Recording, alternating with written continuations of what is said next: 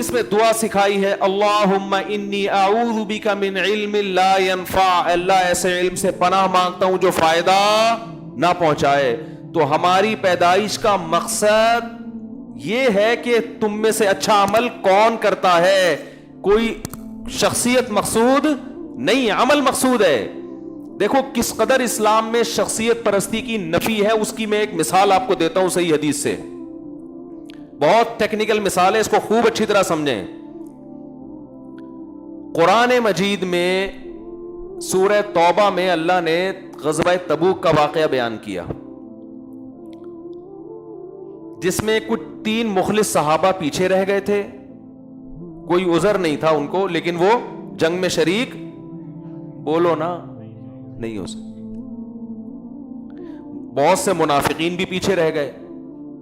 جب نبی صلی اللہ علیہ وسلم غزوہ تبوک سے واپس آئے تو منافقین نے نبی صلی اللہ علیہ وسلم کو خوش کرنے کے لیے جھوٹ بول دیا تاکہ نبی آپ پہ ناراض نہ ہو، نبی کو تکلیف نہ ہو. اگر وہ یہ کہتے نا ہمیں کوئی عذر نہیں تھا پھر بھی ہم پیچھے رہ گئے، تو انہیں پتا تھا نبی کو اس سے کیا ہوگی، تکلیف ہوگی. تو قرآن نے کہا یحلفون لکم لترضوا عنہم، کہ یہ آپ کے سامنے قسمیں اٹھاتے ہیں تاکہ آپ ان سے راضی ہو جائیں، آپ ان سے خوش ہو جائیں. فَإِن تَرْضَوْا عَنْهُمْ فَإِنَّ اللَّهَ لَا يَرْضَىٰ عَنِ الْقَوْمِ الْفَاسِقِينَ. اگر آپ خوش ہو بھی گئے تو اللہ ایسے فاسقوں سے خوش نہیں ہوگا. اب پوائنٹ کی بات سمجھنے کی ہے. وہ نبی کو خوش کر رہے ہیں لیکن اللہ کہہ رہا ہے میں پھر بھی خوش نہیں ہوں گا. کیوں؟ یہاں نبی کو خوش کرنے کا مقصد اللہ کو خوش کرنا نہیں تھا، ذات نبی مقصود تھی جس میں اللہ نہیں تھا. تو اس میں بتا دیا گیا کہ نبی کو خوش کرنا بھی جب ثواب ہے، جب اس خوش کرنے کا مقصد کس کو خوش کرنا ہو، اللہ کو خوش کرنا ہو. تو اسلام میں پہلے کون ہے؟ اللہ ہے. تو وہ اللہ کیا کہتا ہے، لیبلوکم ایکم احسن عملا. اس نے تمہیں پیدا کیا ہے اس لیے نہیں کہ تمہیں ہسٹری میں بہت زبردست مہارت حاصل ہو جائے، اس لیے نہیں کہ تمہیں ایک ایک بنو امیہ کا پتہ چل جائے کون کتنا خراب تھا اور کون کتنا نیک تھا، اور بنو عباس کا پتہ چل جائے. اس لیے پیدا کیا لیبلوکم، وہ تمہیں آزمانا چاہتا ہے، ایکم احسن عملا، تم میں اچھا عمل کون کرتا ہے. آپ کہہ سکتے ہیں بھئی اچھا عمل یہی ہے جو ہم کر رہے ہیں، بہت اچھا عمل ہے کہ ہم نے عوام کو الجھا دیا ہے ان مسائل میں، بہت اچھا عمل ہے. عوام پہلے غلط سمجھ رہی تھی، ہم نے صحیح سمجھا دیا عوام کو. تو قرآن نے اس کو بھی کہا ہے کہ اچھا کی ڈیفینیشن وہ ہے جس کو کون اچھا کہے، اللہ اچھا کہتا ہے جس کو. اللہ اس کے رسول نے جس عمل کو اچھا کہا، اللہ اس کے رسول نے اس عمل کو اچھا کہا ہے جس کا ہماری پریکٹیکل لائف سے تعلق ہے. ایک تو اسلام کے بیسک عقیدے ہیں، توحید، رسالت، فرشتوں کا وجود، یہ تو بیسک ہیں جس کو ہم ایمان مفصل اور ایمان مجمل میں پڑھتے ہیں. اس کے علاوہ کوئی بیسک عقیدہ نہیں ہے اسلام میں. باقی وہ نظریہ جس کا عمل سے تعلق ہو اس کو فوکس کرنا پڑے گا. عمل کسے کہتے ہیں؟ قرآن نے الحمد سے لے کے والناس تک اتنے آرڈر دیے ہیں کہ اگر آپ ان آرڈر ہی کو پورا کر لیں، میں کہتا ہوں اس سے اچھا انسان دنیا میں پھر وجود میں نہیں آ سکتا. آپ کے پاس ٹائم کہاں ہے ان کو پورا کرنے کے لیے؟ قرآن کہہ رہا ہے تعالوا اتل ما حرم ربکم علیکم. دیکھو مشرکین مکہ بھی نا اپنی چند مذہبی رسومات کو لے کے بیٹھ گئے تھے اور وہ یہ سمجھتے تھے کہ اس سے کون خوش ہوتا ہے، اللہ خوش ہوگا. قرآن نے جگہ جگہ نفی کی. کیا انداز ہے قرآن کا، قل اے نبی ان سے کہہ دیجئے تعالوا آؤ، اتلو میں تمہیں پڑھ کے سناتا ہوں اللہ کا کلام، ما حرم علیکم ربکم میں بتاتا ہوں تمہارے رب نے کون سی چیزوں کو حرام کیا ہے. یہ جو تم نے جاہلیت کی چند رسومات کو پکڑ کے بیٹھ گئے ہو نا اپنے طور پر، اب معیار ایک تم نے بنا لیا، یہ نہیں ہے. آؤ میں تمہیں بتاتا ہوں کون سی چیزیں جن سے خدا ناراض ہوتا ہے اور کون سی چیزیں جن سے خدا خوش ہوتا ہے. آؤ. کتنا اچھا انداز ہے کہ ایسے ہے جیسے ایک آدمی کنفیوز پھر رہا ہو، پاگلوں کی طرح دیواروں سے ٹکرے مار رہا ہو، اس کو منزل نہ مل رہی ہو. اس نے جانا ہے جناب صدر جانا ہے، کوئی گاؤں دیہات سے کوئی بندہ کراچی آ گیا، یا اس نے کینٹ اسٹیشن جانا ہے. اب اس سے پوچھتا ہے، وہ کہتا ہے کینٹ اسٹیشن ادھر کو ہے، وہ ادھر کو چلنے لگا. دوسرے سے پوچھتا ہے، وہ کہتا ہے نہیں وہ بھی صحیح بتا رہا ہے کہ ادھر کو ہے، لیکن اتنے پیچیدہ طریقے سے بتا رہا ہے کہ تو پہلے یوں جانا، پھر یہاں سے جا کے نا ایک گولے گنڈے والا آئے گا، وہاں سے رائٹ ٹرن ہو جانا، پھر ایک کلفی والا ہے उधर से लेफ्ट टर्न हो जाना, उधर 4K का स्टॉप आएगा, वहां से फिर बस में चढ़ के फिर उधर उतरना, फिर यूं बौखला गया यार। दूसरा बंदा, बे छोड़ इसको, तू ऐसा कर, तू ऐसा कर, तू यहां से ना इधर से जाने के बजाय इधर रश होगा, इधर रश होगा, तू यहां से निकल जा कटी पहाड़ी से, कटी पहाड़ी से यूं निकलेगा, फिर उधर से बनारस में टर्न मारेगा, उधर शेरशाह उधर जाएगा, रोड थोड़ा खराब है लेकिन रास्ता खुला हुआ है। फिर अब वो शेरशाह क्या होता है, ऐसे में कोई अक्लमंद कहेगा इधर आ यार, ऐसे ही होता है ना स्टाइल, अबे इधर आ, ज्यादा लंबी चौड़ी टेंशन में पड़ने की, इधर आ, इधर बैठ जा पीछे गाड़ी में, मैं उधर ही जा रहा हूं। हल हो गया ना मसला। हाँ, तबलीग वाले यही करते हैं कि अबे तू छोड़ दे इन मुनाजरों में, बहसों में, 3 दिन लगा ले, इंसान का बच्चा बन के वापस आ जाएगा, लगा ले हमारे साथ। वाकई ये अंदाज बड़ा बेहतरीन है, वो छोड़ दे यार। वो मैंने कि अहले हदीस का वाकया सुनाया था ना, वो अभी भी अहले हदीस ही है लेकिन वो तबलीग में लगने लगे, कह रहे यार मैं ये रफूल दैन, आमीन बिल जहर, टांगे चौड़ी करनी है, पतली करनी है, पूरी जिंदगी बर्बाद कर दी, हासिल कुछ भी नहीं हुआ। और कह रहे जिसके पास जाके बैठो दूसरा फिरका गलत लगने लगता है। मैंने उनका, मेरे बड़ी अच्छी दोस्ती है उनसे, वो मेरी 4 शादियों वाली किताब पढ़ के मुझसे मिलने, अहले हदीस तो इतनी बड़ी दाढ़ी उनकी ना, 4 शादियों वाली की किताब पढ़ ली, 2007 में पढ़ी उन्होंने, मुझे तलाश करते करते पहुंचे और बड़े बगलगीर हुए, कह रहे यार क्या किताब है यार, मेरी तो जिंदगी बदल गई। बड़ी बहुत मुतासिर हुए, तो दाढ़ी से मुझे अंदाजा हो गया वही अहले हदीस है। तो मैंने कहा क्या ये आप कह रहे, मैं पहले देवबंदी था, नहीं पहले मैं बरेलवी था, पहले मैं क्या था, बरेलवी। तो हम वो तीजे 40वें 11वीं शरीफ 12वीं शरीफ नजर न्यास सारे जुमेरात के सब कुछ रिपोर्ट हमारे यहाँ तफसील से चलती थी। कह रहे फिर मैं देवबंदियों के पास बैठना शुरू हुआ, तो कहने लगे मैं देवबंदी बन गया। कह रहे हैं फिर उसके बाद मैं, बड़ी मलामत तो ये खानदान जाहिर है मलामत करता है, तो जब मैं देवबंदी बना तो फिर कुछ दिनों के बाद अहले हदीस में बैठा, उन्होंने बुखारी की हदीस दिखाई रफूल दैन वाली, मैंने कहा देवबंदी तो ये करते ही नहीं है। अब जाहिर है हर आदमी के पास इल्म नहीं होता, उन्होंने कोई 2-4 मौलवी मिल जाएंगे, उनसे पूछा होगा, उनके पूछा, हर आदमी को हर चीज मालूम थोड़ी थी, पैनोडल की तहकीकात हर आदमी के पास हर वक्त थोड़ी, हर डॉक्टर के पास भी नहीं होती। तो वो कह रहे मैं फिर अहले हदीस बन गया। कह रहे जब मैं अहले हदीस बना तो एक दिन जमातुल मुस्लिमीन वालों का कहीं मुझे लिटरेचर मिला कि हमारा फिरका वाराना नाम नहीं है, ये हनफी, शाफी, देवबंदी, बरेलवी, अहले हदीस, ये तो फिरके बनाए हुए। हुआ सम्माकुमुल मुस्लिमीन, अल्लाह ने नाम क्या रखा है, मुस्लिम। आइए जमातुल मुस्लिमीन में जिसका कोई फिरका नहीं है। उन्होंने कहा ये अहले हदीस भी फिरका है। कह रहे हम जमातुल मुस्लिमीन निकल लिए। अब आसान नहीं होता मसलक छोड़ना, मलामतें, कह रहे नहीं हमें तो हक की तलाश थी, हम कहां निकल लिए, जमातुल मुस्लिमीन।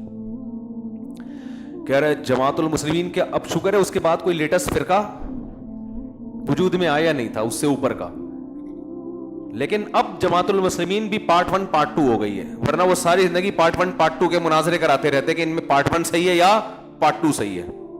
अब तो जमातुल मुस्लिमीन का मसला ऐसा हल हुआ ना, जब से पार्ट 1 पार्ट 2 आया, जमातुल मुस्लिमीन का जोर भी खत्म हो गया, वरना हम यहां महल्ले में एक दर्द सर बने हुई थी जमातुल मुस्लिमीन। हर थोड़े दिन में कोई लड़का लिटरेचर लेके आ रहा होता, इसका क्या मतलब है, इसका क्या मतलब है। हम शादियों पे काम कर रहे हैं, लोगों को कह रहे हैं यार बेवा औरतों को सहारा दो, और जनाब तलाक याफ्ता औरतों को सहारा दो, और उधर तो उलमा की सलाहियत है, जब इन चीजों में लगेंगी तो मुआशरे में वो मुस्बत काम किस टाइम पे करेंगे बैठ के। तो वो जनाब जब से पार्ट 1 पार्ट 2 वजूद में आई है ना, अब मसला ही है। जब भी कोई जमातुल मुस्लिमीन वाला कहता है कि नबी ने फरमाया जमातुल मुस्लिमीन और उसके इमाम का को यानी लाजिम पकड़ो, तो हम कहेंगे पार्ट 1 के बारे में फरमाया या पार्ट 2 के बारे में, पहले ये फैसला कर लो, फिर हम हदीस में दिखाओ पार्ट 1 है या पार्ट 2 है। तो अब वो सुना पार्ट 3 भी हो गया, वल्लाहु आलम। हर नया फिरका बनता है ये कह के कि मैं सारे फिरकों को खत्म कर रहा हूं, मगर वो एक नए फिरके की बुनियाद रख के खुद 20 फिरकों में डिवाइड हो जाता है, समझ रहे हो। तो वो फिर जमातुल मुस्लिमीन में चले गए। अब जमातुल मुस्लिमीन का उस वक्त पार्ट 2 नहीं था, तो वो जमातुल मुस्लिमीन में गए तो उनको वहां बड़ा अच्छा लगा, भाई हर बात कुरान की, हर बात हदीस की, लेबल तो सबने बड़े अच्छे अच्छे खूबसूरत लगाए हुए होते हैं ना, तो बड़े अच्छे कहते हैं। होते होते मैं सूबा सिंध का अमीर बन गया, क्योंकि पैसे वाले भी हैं ये, तो पैसा भी बहुत दिया, बहुत जमातुल मुस्लिमीन पे इन्होंने निछावर किया, جماعت المسلمین کو ترقی دینے میں ان کا بہت بڑا کردار. میں نام اس لیے بتاؤں گا کہ ان کی طرف سے پابندی ہے جماعت المسلمین والے پھر ان کے تنگ نہ کرنا شروع کر دیں ان کو. کیا بھائی تو نے جماعت المسلمین چھوڑ دی, ہمارے راز کیوں فاش کر رہا ہے؟ یہ بھی تو خطرہ ہوتا ہے نا. تو کہتے ہیں مجھے پھر ایک دن اندازہ ہوا, کیونکہ حق کے متلاشی تھی, مجھے اندازہ ہوا کہ حنفی لوگ ابو حنیفہ کی اتنی تقلید نہیں کرتے جتنے یہ جماعت المسلمین والے اپنی امیر کی مقلد ہیں. یہ لوگ لیبل لگاتے ہیں کہ ہم کسی کی تقلید نہیں کرتے, مگر جتنے بڑے مقلد یہ لوگ ہیں, اتنا بڑا مقلد جو مجتہدین کی ایسی تقلید نہیں ہو رہی ہے.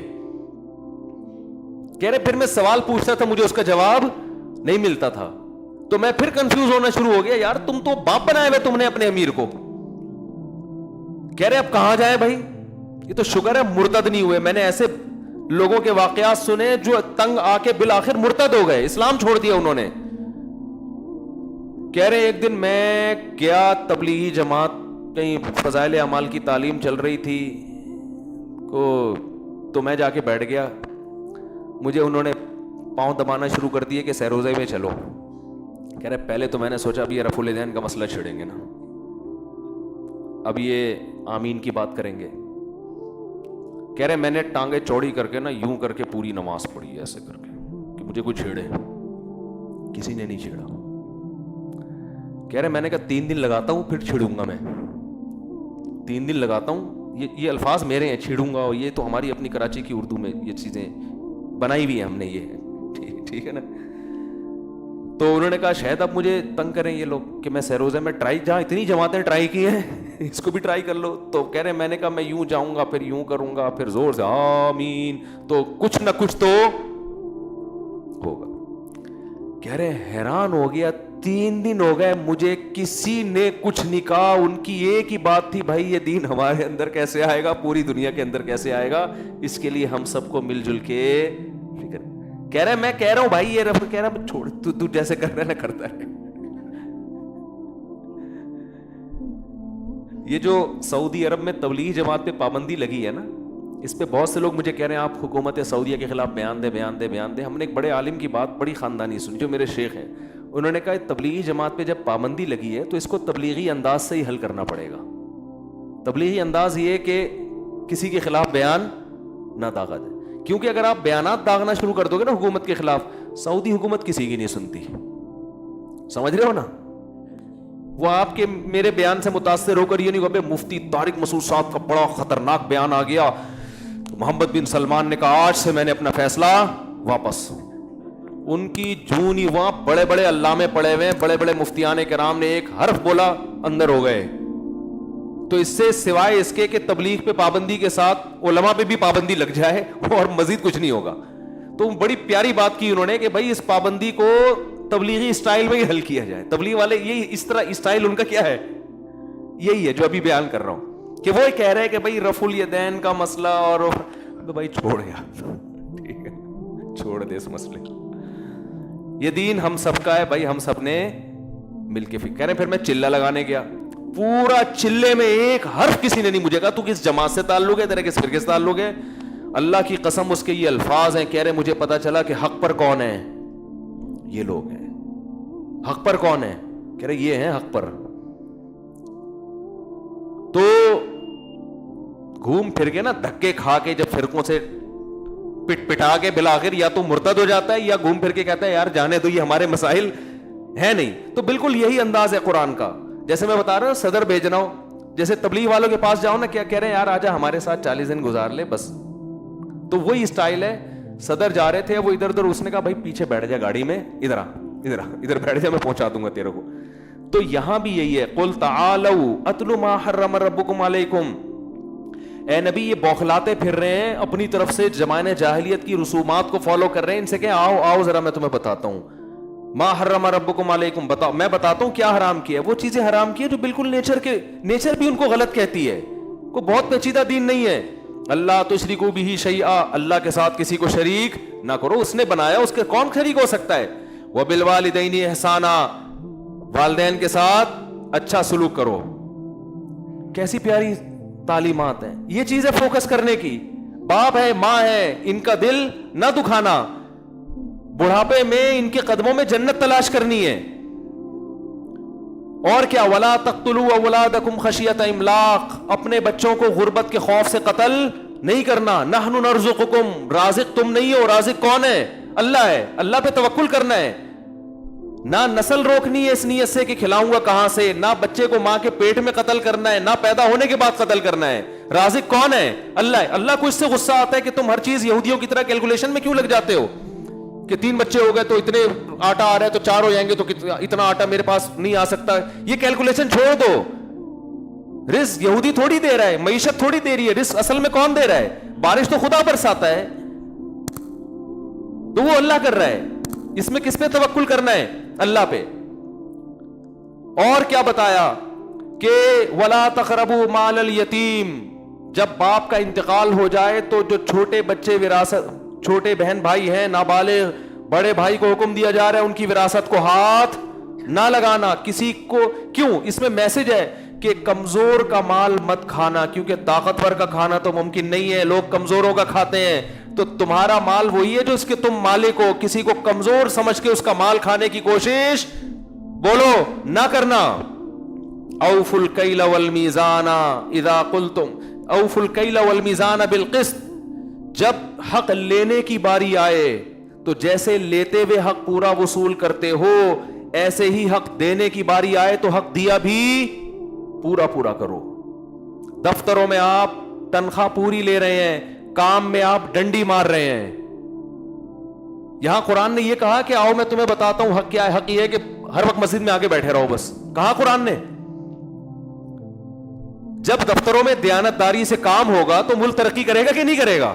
جو کام آپ کے ذمہ لگایا ہے آپ اس کو دیانتداری کے ساتھ کرو, تو کیوں نہیں ملک ترقی کرے گا؟ کیوں نہیں مسلمان قوم ترقی کرے گی؟ ترقی کیسے ہوگی بھائی؟ ہر آدمی ہر کام میں ڈنڈی مار رہا ہے. ٹیچر پڑھانے میں ڈنڈیاں مار رہا ہے, وہ اسٹوڈنٹ کو صحیح طرح پڑھاتے نہیں ہیں. طالب علم پڑھنے میں ڈنڈیاں مار رہا ہے, وہ اپنے باپ سے پیسے پورے لے رہا ہے, فیسیں پوری لے رہا ہے, مگر باپ نے جو کام اس کے ذمہ لگایا پڑھنے کا, وہ اس کام میں دلچسپی نہیں لے رہا. آپ یونیورسٹی میں طلبہ کے حال جا کے دیکھو, وہ اسکالرشپ لے رہے ہیں گورنمنٹ سے, مگر گورنمنٹ جس چیز کی اسکالرشپ دے رہی ہے وہ کام پورا نہیں کر رہے, نہ اپنی صحت کے ساتھ. اور قرآن کیا کہہ رہا ہے؟ اوفوا بالعہد, جو ایگریمنٹ کرو اس کو پورا کرو. تو یہ کئی سارے احکام ہیں جو قرآن نے بیان کیے ہیں جو بالکل نیچر کے مطابق ہیں. اور قرآن کے ولا تقف ما لیس لک بہ علم, جس کی دلیل تمہارے پاس نہ ہو, یقینی طور پر تمہیں اطلاع نہ ہو, اس کے پیچھے بولو نہ چلو. تم ہر آدمی ہر ایک کی فیلڈ میں ٹانگ اڑا رہے. کیا مطلب؟ قرآن کہہ رہے جو جس کی فیلڈ ہے اس کو وہ کام کرنے دو, تم وہ کام کرو جو تمہاری فیلڈ ہے. لیکن آپ وہ کام کبھی نہیں کریں گے جو آپ کی فیلڈ ہے, آپ وہ کام کریں گے جو کس کی فیلڈ ہے؟ دوسرے کی, اس میں ٹانگ اڑائیں گے آپ. تو یہ بیسک چیزیں ہیں قرآن کی. مسلمان اگر اس پہ آ جائے تو میں سمجھتا ہوں عالم اسلام میں انقلاب برپا ہو جائے. لیکن مسلمان اس پر کبھی بھی لگ رہا حالات صحیح ہے کہ نہیں آئے گا. اس کو اپنے آپ کو درست کرنا ہے ہی نہیں, وہ انہی چکروں میں پڑا رہے گا. آپ بتاؤ کتنی زور سے مائکوں پہ اسپیکر لگا کے گھروں کے اندر اسپیکر, اس میں نعتیں چل رہی ہیں. میں نہیں کہتا سب ایسا کرتے ہیں, لیکن جو کر رہے ہیں تو غلط کر رہے ہیں نا. وہ آپ کو کس نے کسی اور کی پرائیویسی میں دخل اندازی کی اجازت دی؟ آپ کو کس نے کہا ہے کہ آپ مائک لے کر آپ روڈ بلاک کر دو, آپ چلنے پھرنے والوں کا راستہ روک دو, آپ لوگوں کو کہ جو آرام میں خلل کا ذریعہ بنو؟ یہ کس نے آپ کو اجازت دی ہے؟ ہم نے جمعے کے بیان میں باہر کا اسپیکر آن نہیں کیا, حالانکہ میں پرمیشن لینا چاہوں شاید مجھے مل جائے, لیکن نہیں بھائی, میں اپنی بات زبردستی لوگوں کے کان میں کیوں ٹھوسوں؟ میں پھر لوگوں کو کیسے یہ بات بتاؤں گا کہ نبی نے فرمایا کہ وہ شخص مسلمان نہیں جس سے دوسرے مسلمان محفوظ نہیں ہے؟ میں کیسے بتاؤں گا لوگوں کو؟ ہو سکتا ہے کہ ایک آدمی آئے کہ بھئی میں بیمار ہوں, میں نہیں آپ کی تقریر سننا چاہتا, یہ مائک کی آواز سے, اسپیکر کی آواز سے میرے کان پھٹتے ہیں. لیکن آپ دیکھو میں دھوس جمانا شروع کر دوں گا, تو اللہ رسول کی بات میں کر رہا ہوں, تیرے کان اس کو تو اسلام سے ہی گیا. اور بھائی اللہ رسول کی بات میں یہ بھی ہے کہ آپ نے کوئی ایسا طریقہ اختیار نہیں کرنا جس سے کسی دوسرے کو تکلیف ہو. پیاز کھا کے مسجد میں آنے پر پابندی لگا دی ہے, کھا لیا تو اب گھر میں نماز پڑھ لو. اب کوئی پیاز کھا کے مسجد میں آ رہا ہے, آپ کیا بھائی گھر جا, مجھے مسجد سے روک رہے ہو, اور قرآن کی آیتیں فوراً پڑھنا شروع کر دیں گے.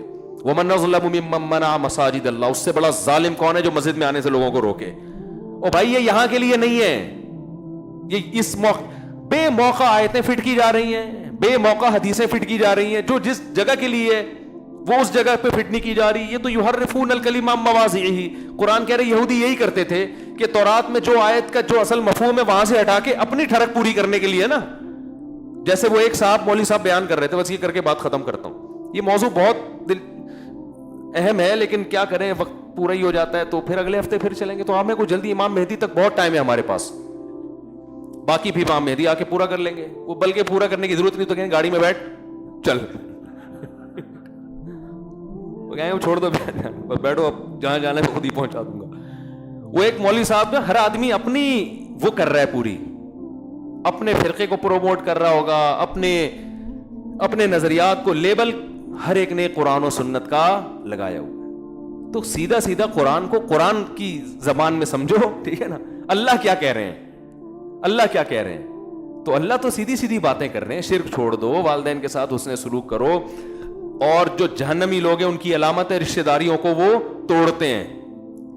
یقطعون ما امر اللہ بہ ان یوصل، رشتہ داری جوڑنے کا حکم ہے، توڑنے کی اجازت نہیں ہے. وراثت کا مال نہیں کھانا، کسی کے مال پہ نظر نہیں رکھنا، لالچ نہیں کرنی ہے. اقناع بما فی یدیک، جو کچھ اپنے پاس ہے اس پہ قناعت کرنی ہے. تو یہ کتنی اچھی تعلیمات ہیں بھائی، کتنی سیدھی سادی. لیکن دوسرے کی اچھا ٹوہ میں نہ لگو، کسی کے دفتروں میں دوسرے کی تنخواہ پوچھنے میں پوری زندگی برباد کر دے گا. تیری کتنی ہے سچ سچ بتا دے. چھوڑ دے بھائی، تیرا باس تجھے دے رہا ہے، تو یہ دیکھ تیرے حساب سے ہے کہ نہیں ہے. اللہ کا شکر ہے ہم 20 سال سے جامعۃ الرشید میں ہیں اور وہاں سے ہمیں وظیفہ بھی ملتا ہے. لیکن مجھے نہیں پتا 20 سال سے جو استاذ میرے ساتھ ہیں کس کا کتنا وظیفہ ہے. الحمدللہ نہ ہمیں اپنے کسی استاذ کا پتا کہ ان کا کتنا ہے، نہ اس کا پتا کہ جو میرے سے جونیئر ہے اس سے بھی نہیں پوچھا بھائی تیری کتنی ہے. اگر بالفرض اس کی زیادہ ہوئی تو میں کہا ابے تیرے کو سارا تو میرے 10 سال بعد آیا تو ڈبل لے رہا ہے، ہم لوگ کو سالے ہم لوگ 20 سال تک گھاس کھا رہے ہیں یہاں پہ. یہ ہوتا ہے نا کیا او بھائی تمہارا گزارا نہیں ہو رہا، تم اپلیکیشن دو بھائی میرا اس میں گزارا نہیں ہو رہا، میری تنخواہ ڈبل کر دو. یہ کام تو سمجھ میں آتا ہے. تجھے اس سے کیا کہ وسیم کی تنخواہ کتنی ہے، تیرے تو 10 سال بعد آیا. لیکن قرآن کہہ رہے کہ کسی کے در پہ مت ہو، تجسس مت کرو، اپنے کام سے کام رکھو. لیکن مسلمان جو کر رہا ہے، چونکہ وہ قصے ہر وقت کربلا کے سن رہا ہے، وہ ربیع الاول کے جلسے سن رہا ہے، وہ ہر وقت مختلف مناظرے سن رہا ہے، وہ یوٹیوب پہ جائے گا ادھر رفع الیدین کے جھگڑے سن رہا ہے، وہ کام کی بات پہ آ ہی نہیں رہا. اس کو ہم سمجھا رہے ہیں کہ بھائی یہ جھگڑے ہو چکے ہیں، کمپلیٹ ہو چکے ہیں، مسلک وجود میں آ چکے ہیں، فقہا کی تحقیق ہو چکی ہے، انہی میں سے کسی ایک کو فالو کر لو، باقیوں پہ رد نہ کرو. لیکن یہ بات لوگوں کی سمجھ میں ہماری باتیں آ نہیں رہی ہیں، الٹا ہم پہ پھر قواریت کا لیبل لگا رہے ہیں. ابے یہ تو ہے تو دیوبندی نے تو باتیں وہی کرے گا جو دیوبندی کرتے ہیں. ابے یہ تو چونکہ حنفی ہے تو باتیں وہی کرے گا جو حنفی کرتے ہیں. تم نے نہ سمجھنے کی جب قسم اٹھائی ہوئی ہے بھائی، تو ہمارے پاس پھر یہی حل ہے کہ تمہاری 4 شادیاں کراتے ہیں معذرت کے ساتھ. کیونکہ میں نے دیکھا جس نے کی ہے نا اس کے یہ مسائل ختم ہو گئے قیامت تک کے لیے. اس کو بھاڑ میں جائے، ٹانگیں چوڑی کرو، ٹانگیں پتلی کرو، رفع بھائی میری بیویوں میں کسی طرح سلو کرا دو یار، صحیح ہے نا. ابے بھائی ایسی کی تیسی یار میرے سالے آ رہے ہیں مجھے کوٹنے کے لیے، ان کو تیسری کا پتہ چل گیا یار، اس کا مفتی صاحب کچھ کرو یار. میں کہتا ہوں ابے دیکھ پہلے 73 فرقوں میں جو جنتی ہے اس کی وہ کہ بھاڑ میں جائے 73 فرقے. لیکن کام خاندانی کیا کہ 4 عورتوں کو اس نے برائی سے بولو نا بچا لیا. اب ان پہ جتنا خرچ کرے گا، نبی نے فرمایا سب سے بہترین صدقہ وہ ہے جو تم اپنی بیوی کو کھلاتے ہو، بچوں کو کھلائے گا. تو یہ جائے بھلے 10 ٹینشنوں میں ہو یار. امام احمد بن حنبل کہتے ہیں وہ آدمی جو نکاح نہیں کرتا، بچے نہیں ہیں، اور اللہ اللہ کر رہا ہے بیٹھ کے سکون قلب کے ساتھ، 2 رکعت کی نیت باندھتا ہے، انتہائی خشوع و خضوع. امام احمد بن حنبل کے الفاظ کو میں اپنے الفاظ میں بیان کر رہا ہوں کیونکہ ٹینشن ہی نہیں ہے. تو سکون سے 2 رکعت پڑھ کے رو رو کے دعائیں مانگ رہا ہے. ایک یہ ہے کوئی بیوی نہیں کوئی بچے نہیں. دوسرا وہ ہے جس کے بیوی بچے ہیں. اب وہ 2 رکعت کی نیت باندھتا ہے، گھنٹی بجنا شروع، سائلنٹ پہ کیا تو وائبریشن، یعنی بیل بند کر دی تو وائبریشن پہ، خشوع و خضوع رہے گا.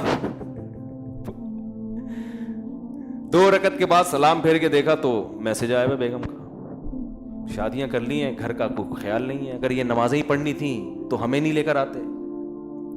آج مجھے گھر والوں نے ڈبل روٹی کے لیے بھیجا. اپنا واقعہ بتانے میں کوئی حرج نہیں, حقیقت اپنا واقعہ. یہ میرے بھائی گواہیں, یہ دوست ہیں, یہ گواہیں. گھر والوں نے کہا بھائی بریڈ چاہیے, اور مسجد کا جو میرا خادم ہے بیچارہ خدمت کرتا ہے شمس, اس کو بول دیں کہ وہ لے آئے. میں باہر نکلا, بھول گیا. پھر میں گھر گیا, گھر والوں نے کہا آپ کو ڈبل روٹی لینے کے لیے بھیجا. میں نے کہا بالکل ذہن سے نکل گیا. اب میں گیا تو دیکھا شمس بھائی جمعہ نہانے کے لیے گھسے ہوئے ہیں. اب میں بیٹھا رہا ہوں کرسی باہر ڈال کے, تو یہ تو ٹھیک نہیں ہے نا کہ جب نکلیں گے تو میں بولوں گا. میں نے کہا چلو جب نکل آئے گا تو بول دوں گا, جب نکلے تو میں اتنی دیر ہو گئی بھول گیا. میں ایسے ہی پھر میں باتوں باتوں میں گھر چلا گیا. یہ خوشو و خضو بتا رہا ہوں آپ کو. ایسا آدمی کیا خوشو و خضو سے نماز پڑھے گا بھائی؟ اس کنڈیشن میں خوشو و خضو سے نماز پڑھ کے دکھاؤ, پھر وہ میں مانوں گا یہ خوشو و خضو کی نماز ہے. سمجھ رہے ہو نا؟ دوبارہ جب میں گھر گیا, تیسری دفعہ ہو گیا اب یہ نا, گھر والوں نے کہا میں نے ناشتہ کرنا ہی نہیں ہے, جاؤ ایسی کی تیسی. میں ایک دم اس میں آیا نا, میں نے کہا یہ تو یار میرے ساتھ بھی ایسا ہوتا تو ہمارے بھی. میں آیا, چوتھی دفعہ نیچے آیا. جیسے ہی نیچے آیا تو یہ آپ کہاں سے تشریف لائے ہیں؟ ثوابی سے یہ بھائی آئے ہیں. ارے مفتی صاحب, وہاں سے ایک صاحب. ارے وہ جب آئے نا قریب تو میں بھول گیا.